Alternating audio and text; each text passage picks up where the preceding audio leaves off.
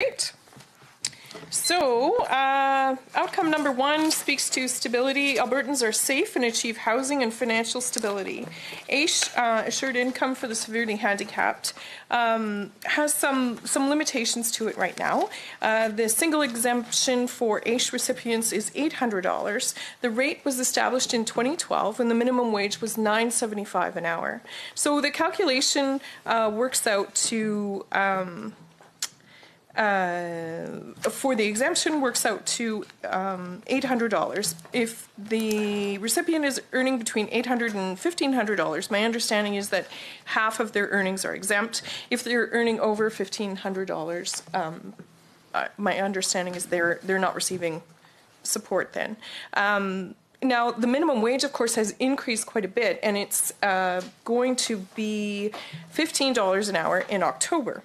If the rate was adjusted to accommodate $15 an hour, that would mean AISH recipients could earn up to $500 more a month than they're currently able to, and they would be able to help meet the outcomes of stability as stated in outcome 1.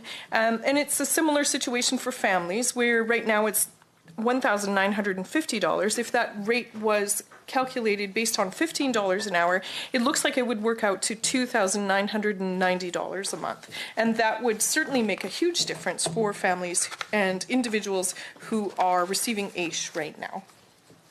The second thing that I want to ask about is trauma-informed care. So right now, both the education and the health ministries on their websites talk about trauma-informed care and how important that is in treating the people in the healthcare system, as well as understanding how to educate people who have experienced trauma.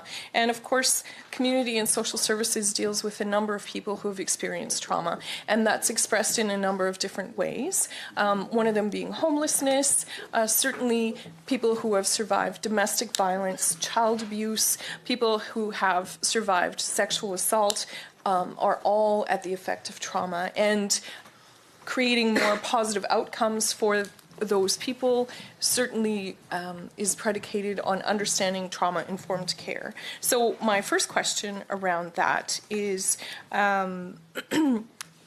there a filter of trauma-informed care throughout your ministry? And if there is not right now, are there plans to do that in the future? And do you understand what the impacts would be on the costs associated with treating? I know you don't deal in treatment directly, but in treating people through that lens of trauma-informed care, and specifically male sexual assault survivors. So my understanding right now from people that I've spoken with is that it's very challenging to connect with the kinds of resources that are needed for men who have experienced sexual assault, either currently or in their past, to find the kind of treatment that is appropriate for what they've experienced. And is that part of the GBA plus filter that all of the ministries are using? And then the last thing that I want to get through has to do with the report on the public fatality inquiry into Betty Ann Gagnon's death. Reading through it was very difficult, and I feel a little teary just thinking about it right now. The woman experienced a very traumatizing death. And the report made 13 recommendations, so I want to ask some questions about the recommendations and how they relate to the ministry budget. It's so important that we work to prevent this kind of a tragedy from happening to any vulnerable people in the future. So outcome 3 on page 32 states inclusion. Alberta's communities are supportive, safe, inclusive, and engaged. And recommendation number 1 of the report talks about stable and adequate funding for programs that support individuals with disabilities. by focusing on personalized and individual support, and that funding has to reduce wait times in a meaningful way. Thank Is you, that member. 5 minutes? That is. That was way too quick. Can I have another 5? Not at this point. Minister, go ahead. Thank you, member, and I will try to touch on all your questions.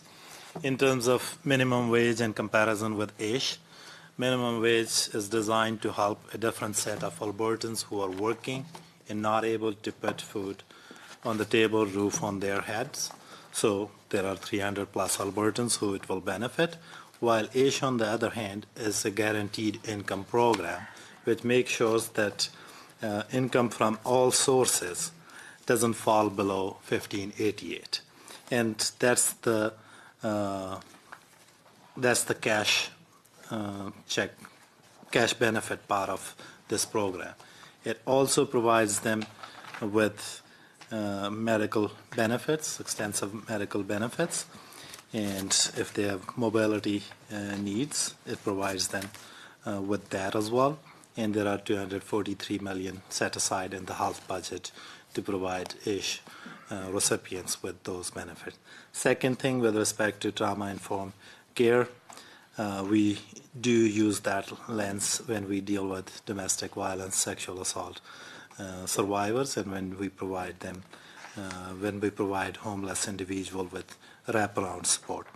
With respect to male sexual assault survivors, certainly, Jen, you do GBA analysis. That's something that you will look at, because that's not usually the case. Mostly what we have seen through the reports, what we have seen through the numbers coming from sexual assault center, for most part, women are the survivors, but those supports are still open to those male survivors.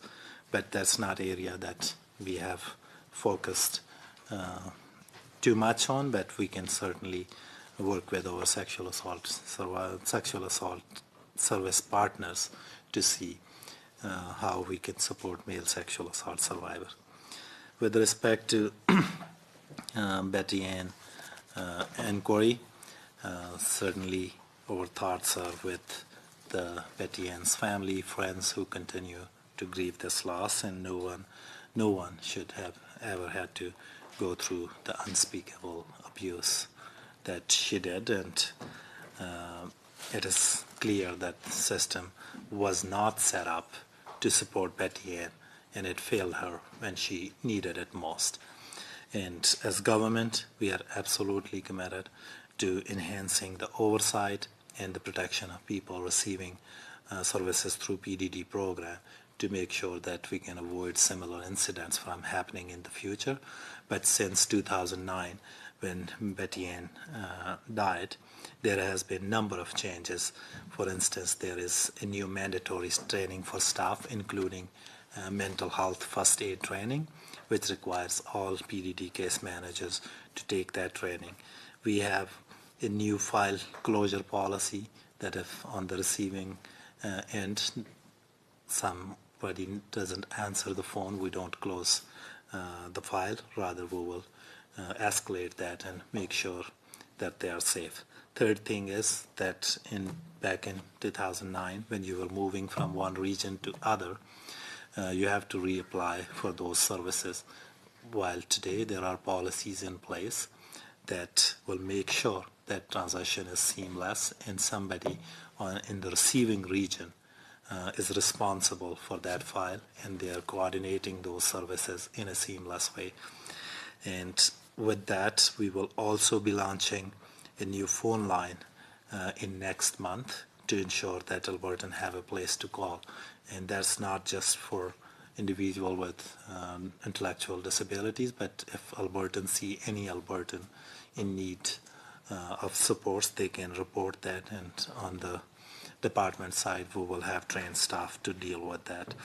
With respect to funding, we have maintained stable funding to this program, but there are still issues. There's still room that we can do more work, and through PDD review, we will make sure that we are undertaking that work with respect to access to this program, with respect to the family engagement with this program with respect to outcomes in this program. And now when we do the service planning, we do it in collaboration with the family members, which means that the needs of the families are taken into that service plan.